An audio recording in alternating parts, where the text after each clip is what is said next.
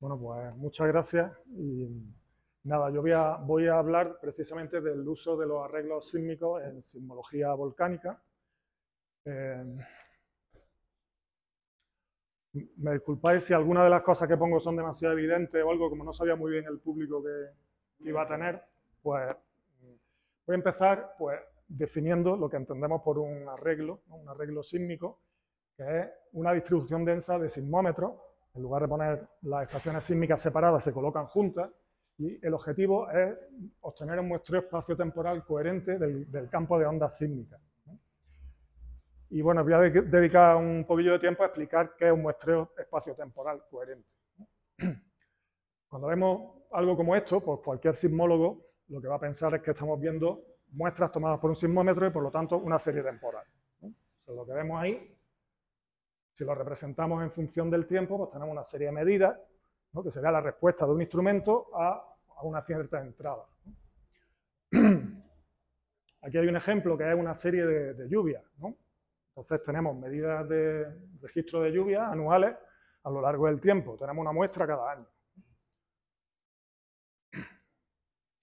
Pero si los números están ordenados de otra manera, como aquí, que están en forma de matriz, entonces la interpretación puede ser diferente. Entonces ya no pensamos en términos del tiempo, de que estamos viendo una serie temporal, sino que lo que estamos viendo es una imagen. O sea, estamos obteniendo un muestreo de zonas diferentes del medio, ¿no? Un muestreo espacial, que, bueno, pues en determinados campos es muy sencillo, ¿no? Por ejemplo, esto es una imagen de satélite de la atmósfera de la Tierra. En cada píxel de esta imagen tenemos una medida, ¿no? O sea que una zona de la imagen que vemos ahí, ¿no? Pues tiene el centro brillante, significa que tenemos más intensidad de la medida, las zonas oscuras pues menos intensidad, ¿no? Y cada uno de esos, bueno, como veis tenemos un muestreo en toda una región simultáneamente, ¿no? Bueno, entonces estos dos ejemplos lo que ilustran es las dos diferentes maneras que podemos elegir para obtener información sobre un sitio, ¿no? Series temporales son medir una variable en un punto a intervalos de tiempo regulares, ¿no? Por ejemplo, un sismograma, ¿no? Ay, me quedo sin mano. O bien la adquisición de imágenes, que consiste en medir simultáneamente muchos puntos del medio en el mismo instante, ¿no? De forma simultánea.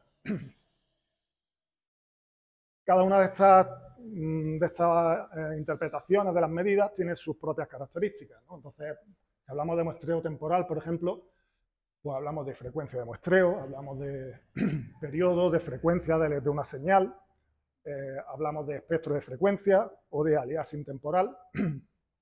Pero si el muestreo es espacial, entonces cambian los nombres. Son los mismos conceptos, pero con otro nombre. Hablamos, por ejemplo, en lugar de periodo y frecuencia, pues hablamos de longitud de onda y número de onda. En lugar de la duración del registro, pues es la apertura de las medidas. Es decir, desde qué punto a qué punto estamos midiendo.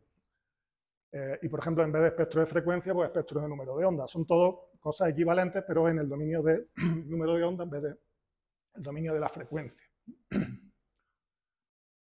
Bueno, pues aquí lo que estamos viendo es una combinación de los dos aspectos simultáneamente. Estamos viendo una serie de imágenes, una serie temporal de imágenes. Es decir, para cada píxel, pues vemos una serie temporal de medidas, pero de forma simultánea vemos una serie de imágenes. Entonces, esto es lo que me estaba refiriendo cuando hablaba de muestreo espacio-temporal. Para que nos entendamos, una película, ¿no? Una animación, un video de las medidas que estamos tomando. Con estas imágenes o con estas películas se puede obtener información. Aquí he puesto un ejemplo del seguimiento del tráfico, ¿no? Entonces se puede ver estos vehículos, comparando un fotograma con el fotograma siguiente, podemos ver cuánto se está moviendo. Y si sabemos el tiempo que hay entre fotogramas, podemos determinar la velocidad, que es ese numerito que tiene cada vehículo encima.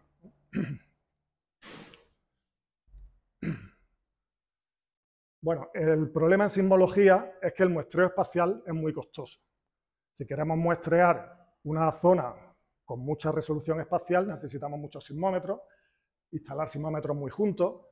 Entonces, hoy en día no somos capaces de instalar tantos sismómetros, no podemos manejar tantos instrumentos para obtener un muestreo denso espacial, ¿no? Entonces, la técnica de los arreglos sísmicos lo que hace es pues, combinar el muestreo temporal que dan los sismómetros con un muestreo espacial limitado, es decir, con unas pocas estaciones cubriendo una cierta zona. El cómo pongamos esas estaciones define lo que vamos a ser capaces de hacer, ¿no? Aquí he puesto la misma animación de antes, imaginando, aquí a la derecha lo que estamos viendo es si tuviéramos información solo de unos cuantos píxeles de la imagen.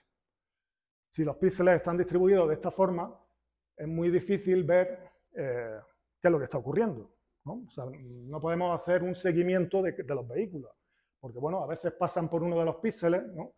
Pues aquí vemos, por este píxel pasa uno, bueno, ahí lo vemos, va a pasar ahora, pum.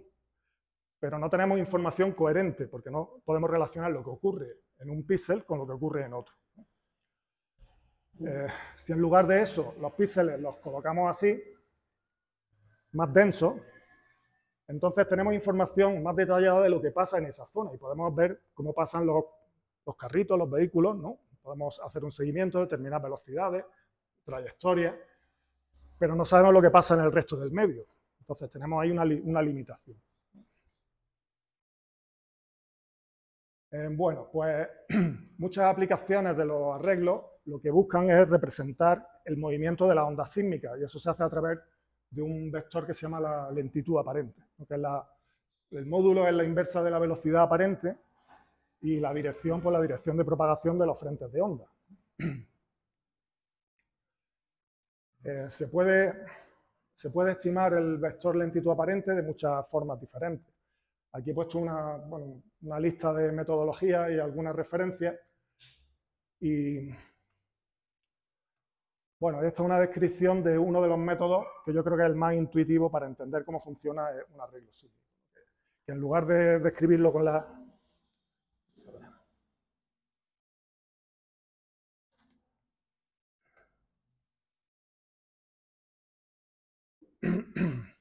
Bueno, en lugar de describir las ecuaciones, pues os voy a poner un ejemplo más visual, ¿no? Con un sismograma.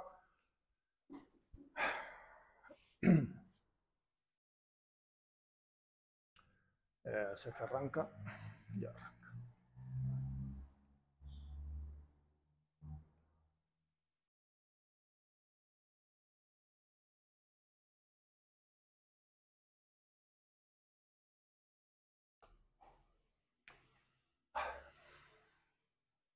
Bueno, pues ahí tenemos, como veis, aquí hay un arreglo sísmico, ¿no? Son unas cuantas estaciones en forma de cruz, pocas estaciones, con una apertura total de 2 kilómetros y han registrado una cierta señal, ¿no?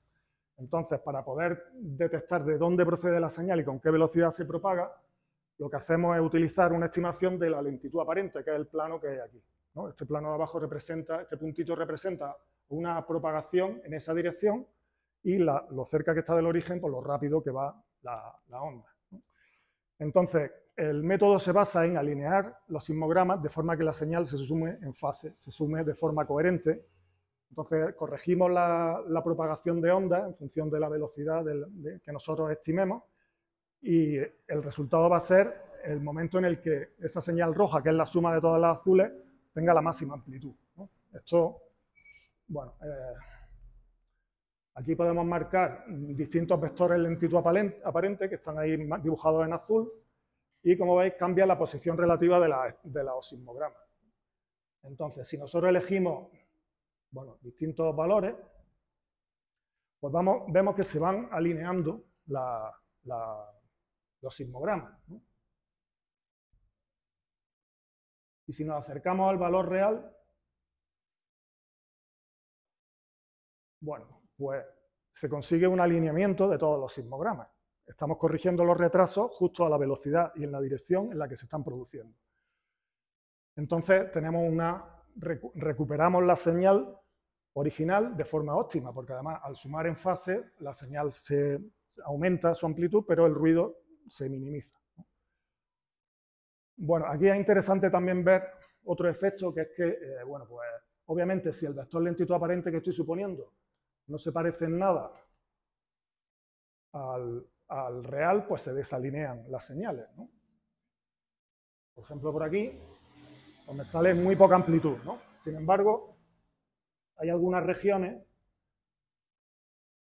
como esto de por aquí, en la que se consigue un alineamiento parcial de algunas estaciones.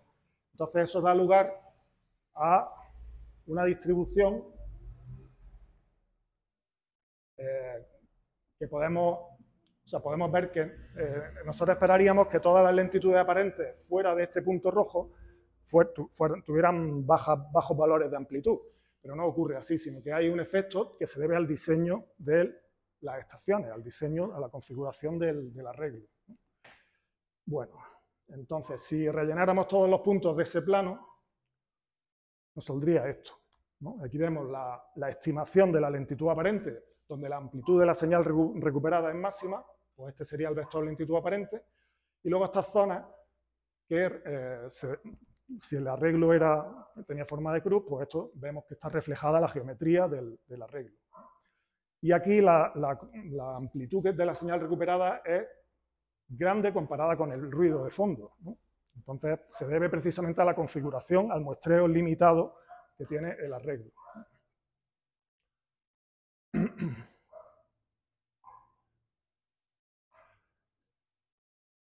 Independientemente del método que utilicemos para estimar el vector lentitud aparente, se tiene el mismo efecto, ¿no? Aquí antes hemos utilizado el método de beamforming o de suma en fase.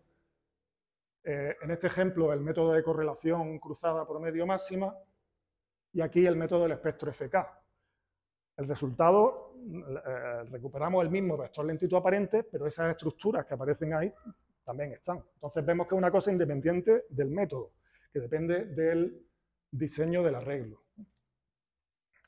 Entonces, bueno, hay una función que se llama la respuesta del array, que se define de esta forma y que no tiene que ver solamente tiene que ver con la posición de las estaciones, con cómo estamos muestreando el medio. Y bueno, si el arreglo es muy grande, como este, el YKA, el arreglo de Yellowknife, que está en Canadá, que tiene un tamaño, como veis, del orden de decenas de kilómetros, pues la respuesta es de este tipo. Lo que tenemos es una multitud de picos. Obviamente el pico central es el que nos interesaría, pero no somos capaces de distinguir uno de otro. Por lo tanto, si trabajamos con lentitudes aparentes grandes, del rango de 1 segundo por kilómetro o con números de onda, ¿no? Nos vamos a encontrar con múltiples soluciones y no sabemos elegir cuál es la buena.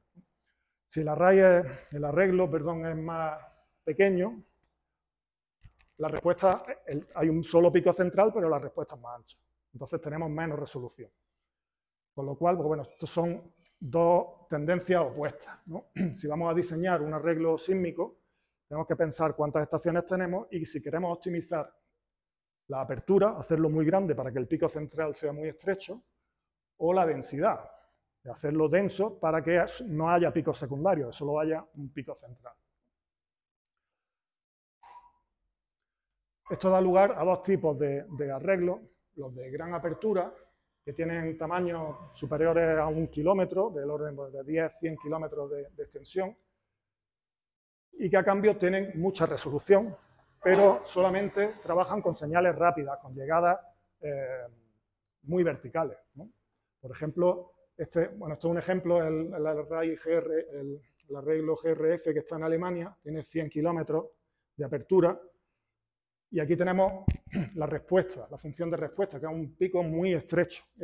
Esta escala de lentitud aparente está en segundos por grado.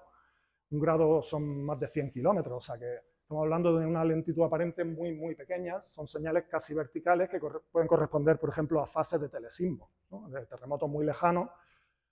Y bueno, este tipo de arreglos se han utilizado históricamente para hacer para el CTBTO, ¿no? El seguimiento de explosiones nucleares, de test nucleares a grandes distancias.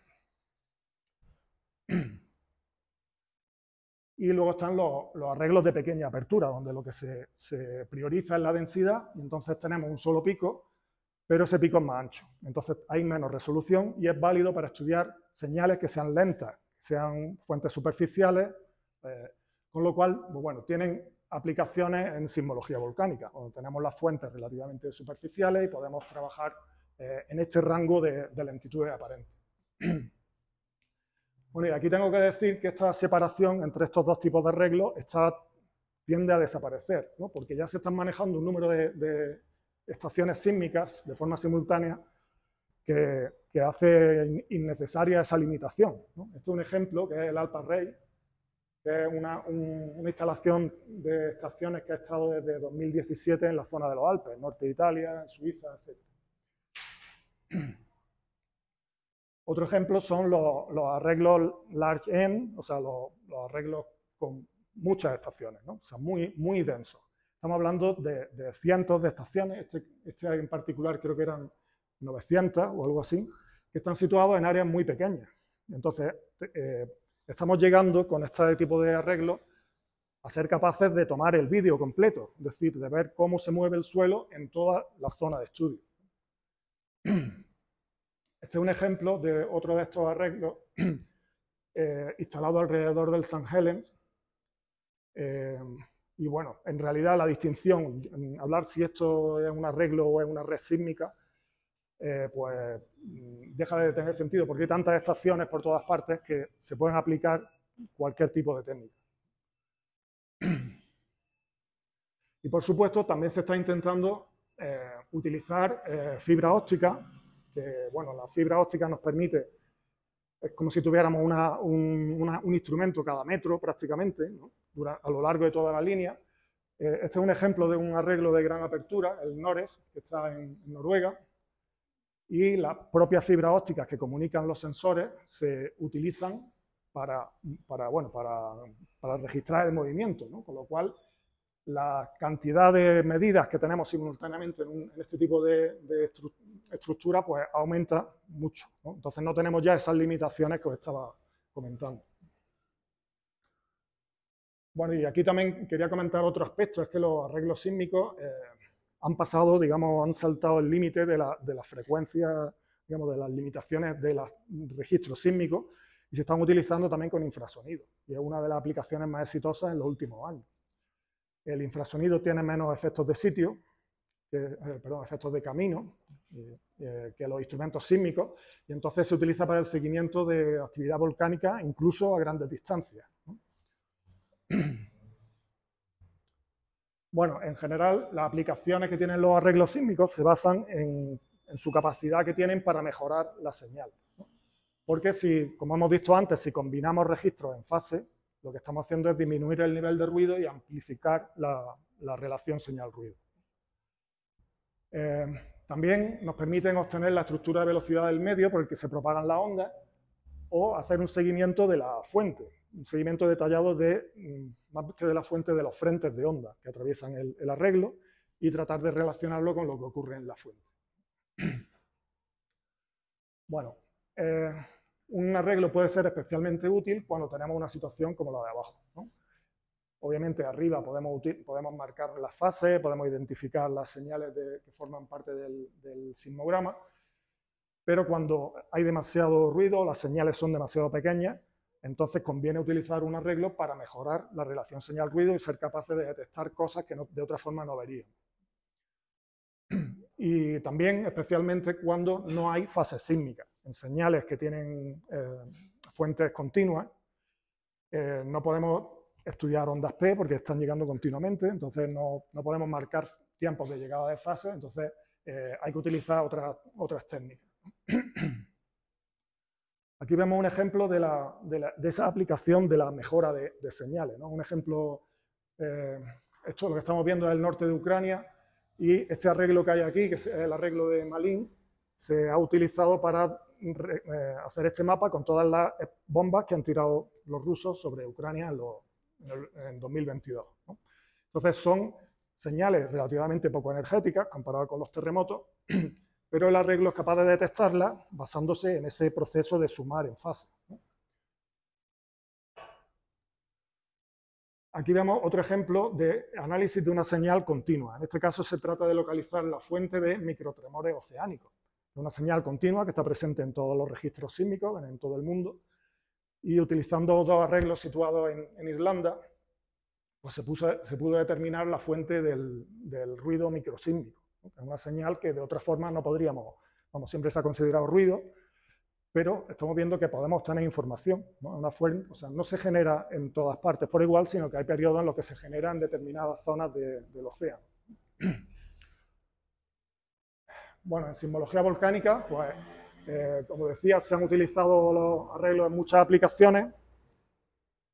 Por ejemplo, la determinación de la estructura superficial. Aquí vemos un ejemplo con, bueno, varios arreglos sísmicos que se pusieron en la isla de Excepción y en distintos años, y cómo hemos obtenido la estructura y podemos correlacionar las capas que forman parte de esa estructura alrededor de la caldera. También, por ejemplo, podemos analizar señales débiles. Aquí he puesto un ejemplo que, bueno, no está terminado del todo porque es el análisis de los terremotos, de los pequeños terremotos que se están produciendo después de la erupción de La Palma de 2021. Son terremotos que se producen por emisiones de gases o por derrumbes, son señales muy pequeñitas que no se detectan en la red sísmica y no se localizan.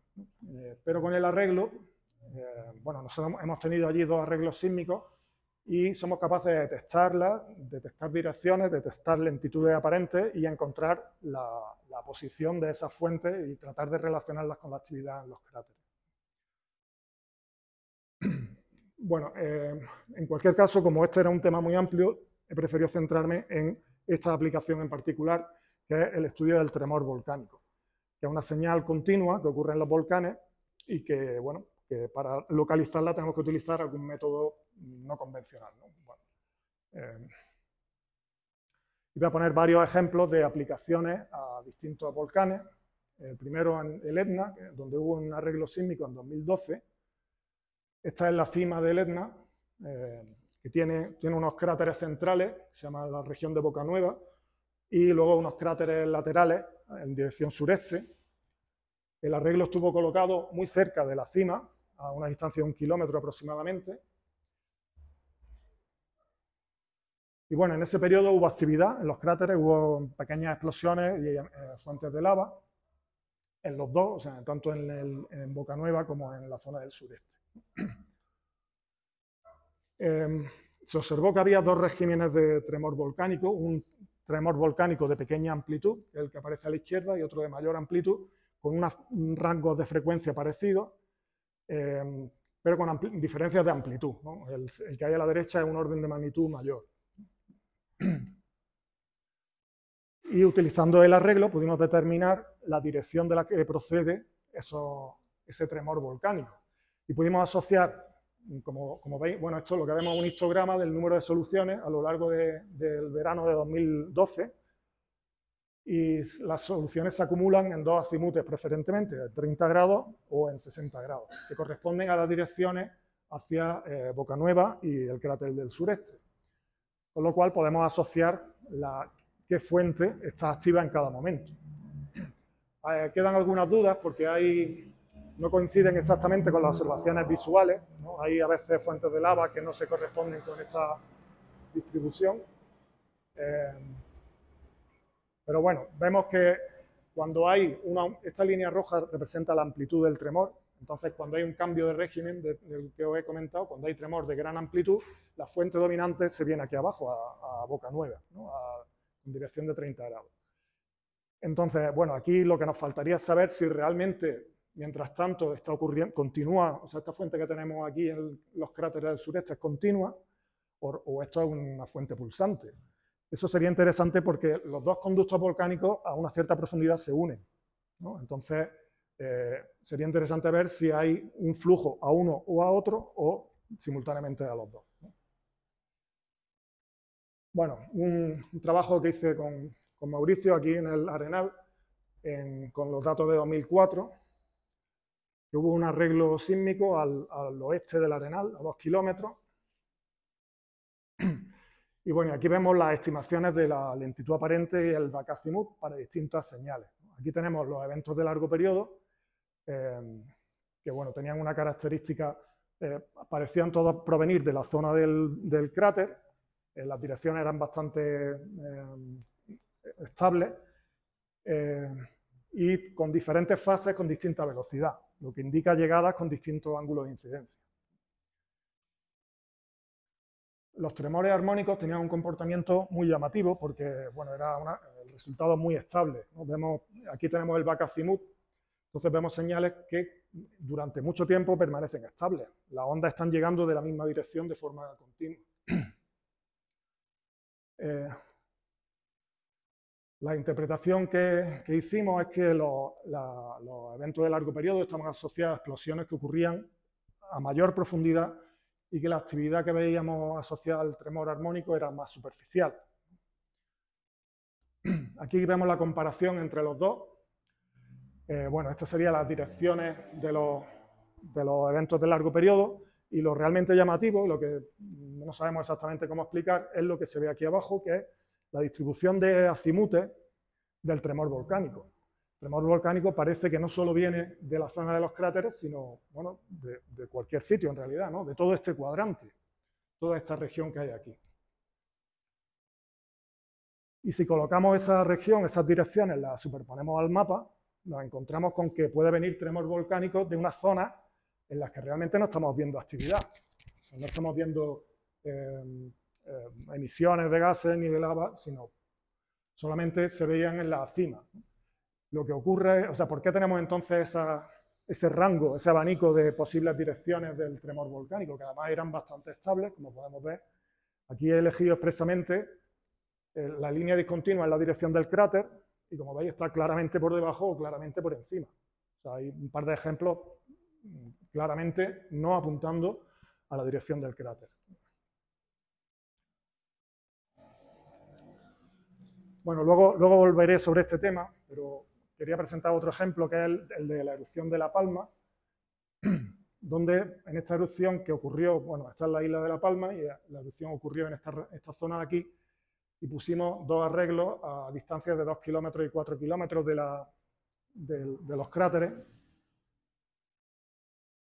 Y bueno, aplicamos estas técnicas, utilizamos los arreglos para hacer un seguimiento de la fuente del tremor volcánico, y las soluciones, pues bueno, parecían indicar que el tremor que estábamos observando procedía de los cráteres.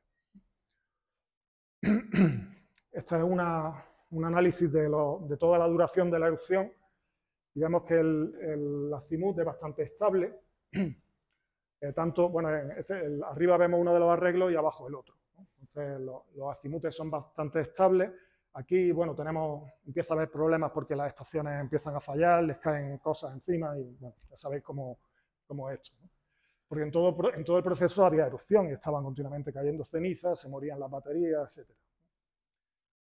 Bueno, también es curioso que cuando acaba la erupción, que fue por aquí, el día 13 de diciembre, el azimut continúa más o menos estable, o sea, las ondas continúan viniendo de esa erupción. Sin embargo, el tremor volcánico eruptivo ya no existía. Pero bueno, también otra observación interesante. Haciendo un análisis más detallado, pues vemos que el azimut no es completamente estable, sino que hay cambios.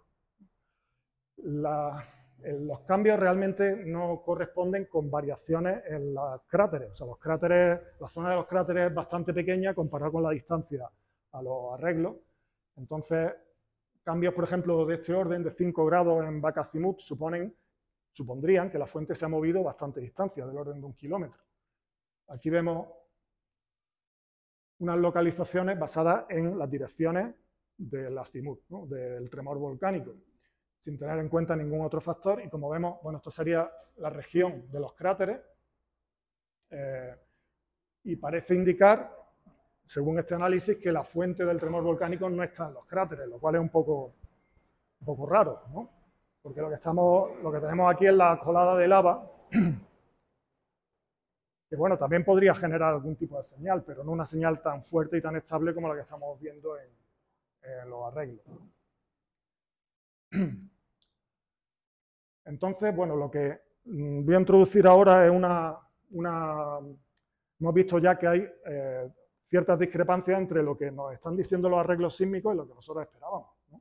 Si nosotros vemos el volcán allí, esperamos que la señal venga de allí, ¿no? Es así de básico.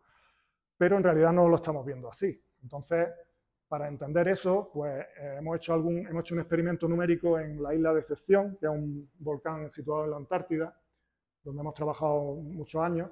Y bueno, uno de los experimentos que hicimos fue un experimento para tomografía. Entonces, en todos los puntos que he indicado, se realizaron explosiones que se registraron en una serie de estaciones distribuidas por toda la isla. Y en particular en unos cuantos arreglos sísmicos, que son los que están aquí representados, ¿no? Y lo que hicimos, bueno, pues fue pensar, si el arreglo está registrando la explosión, vamos a ver lo bien que me devuelve el azimut, lo bien que me recupera la dirección de la explosión. Esperábamos que, bueno, pues que lo hiciera bien. Y nos encontramos con una sorpresa, y es que había zonas del medio en las que los arreglos no funcionaban bien o daban un resultado que no tenía que ver con la dirección radial. Aquí estos colores representan la diferencia entre la dirección radial a la fuente y la dirección que da el azimut como dirección de propagación de los frentes de onda. Y bueno, el código de colores indica en qué sentido se produce la desviación, y lo impactante aquí es que las desviaciones pueden ser muy grandes. Estamos hablando de desviaciones de hasta 50 grados, con lo cual uno ve allí la fuente, la explosión, y resulta que la onda viene de allí, ¿no? O sea, es algo que no esperaba. Bueno, entonces, como os decía, hemos hecho un experimento numérico. En esta isla tenemos resultados tenemos una tomografía, o sea que sabemos más o menos cómo es la estructura de velocidad, y también hemos incluido el efecto de la topografía.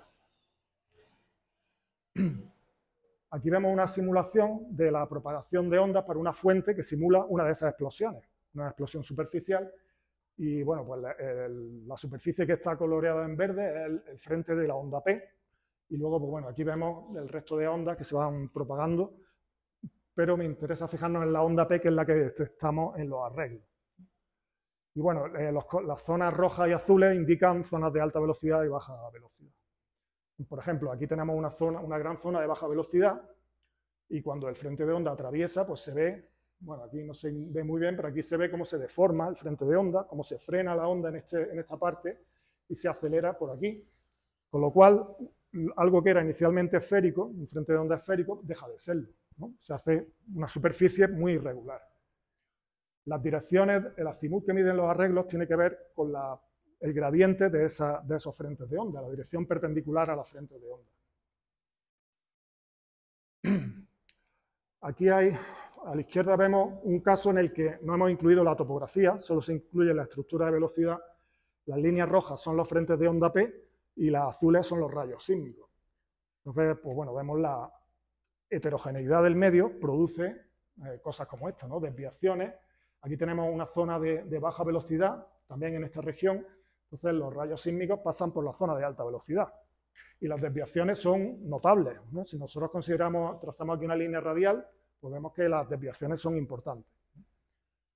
Aquí a la derecha tenemos el efecto de la topografía solo.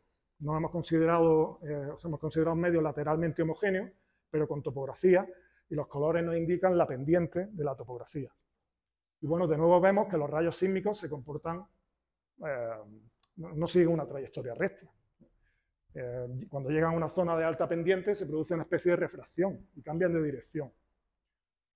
Lo vemos, por ejemplo, aquí, en esta región, y hay zonas a las que esto no solamente indica la distribución de las direcciones, sino que también la distribución de la energía. O sea, aquí va a llegar menos energía porque los rayos tienden a separarse, o por ejemplo en esta zona, ¿no? Y este sería el resultado completo con el modelo con topografía y con velocidad, con heterogeneidad de velocidad.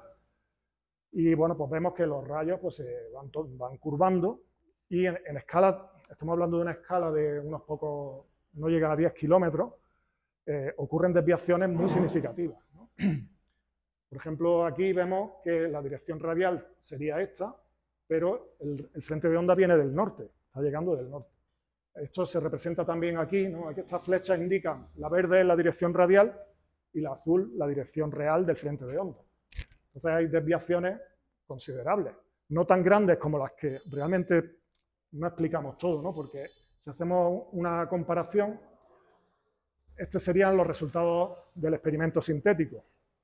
Y la amplitud de las desviaciones llega a 20 grados, no llega a 50, como habíamos visto en el caso experimental. Pero los patrones que encontramos son muy parecidos. Este es el caso sintético y este es el caso experimental, ¿no? Las observaciones experimentales. Entonces, por ejemplo, esta región con desviaciones grandes hacia la derecha, en sentido horario, se reproduce bastante bien, ¿no? En fin, hay una serie de observaciones que nos indican que, bueno, que si quizá si mejoramos el modelo de velocidad o aumentamos la frecuencia, porque hay una diferencia en la frecuencia de las señales, podríamos reproducir los resultados bien. Y bueno, y esto, volviendo a los ejemplos que había puesto sobre el tremor volcánico, lo que nos está indicando es que esas discrepancias que observamos en las direcciones de los tremores volcánicos pueden estar relacionadas con la propagación, ¿no? No solamente con el hecho de que los volcanes son heterogéneos y tienen una topografía marcada, ¿no? Entonces eso tiene un efecto importante, sino también hay otro ejemplo que quería poner, que lo encontré anoche.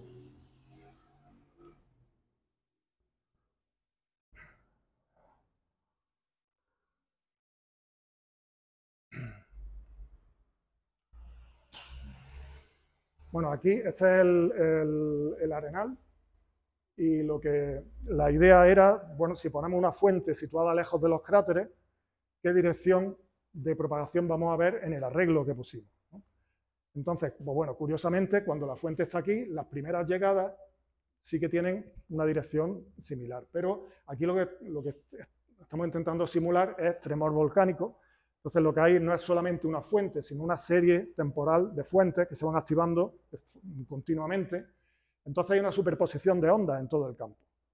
Esa superposición va a acabar, como estáis viendo aquí, que los frentes de onda van a llegar en otra dirección, ¿no? Aparentemente, estos frentes de onda se están propagando un poco hacia el suroeste, cuando la fuente debería darnos completamente oeste, ¿no? De propagación, como pasaba al principio. Pero esa superposición lo que está haciendo es que se produzcan interacciones entre distintas fuentes, entre las ondas generadas por distintas fuentes, y cambien completamente la distribución del campo de ondas, ¿no? Por ejemplo, aquí vemos cambios de amplitud también, una zona en la que si pusiéramos aquí un sismómetro registraríamos muy poca energía comparada con otras zonas, ¿no?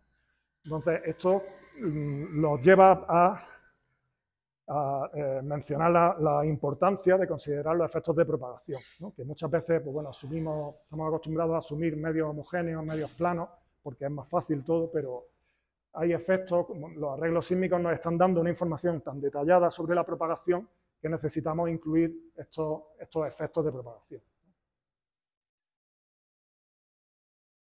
Bueno,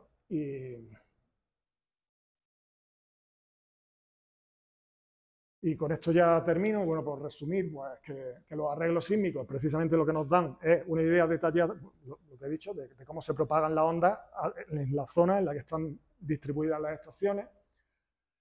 En sismología volcánica eso se ha utilizado para distintas cosas, pero en particular para analizar tremor volcánico, que es una señal sin fase identificable y que, bueno, pues hay que buscarse otras maneras de analizarla.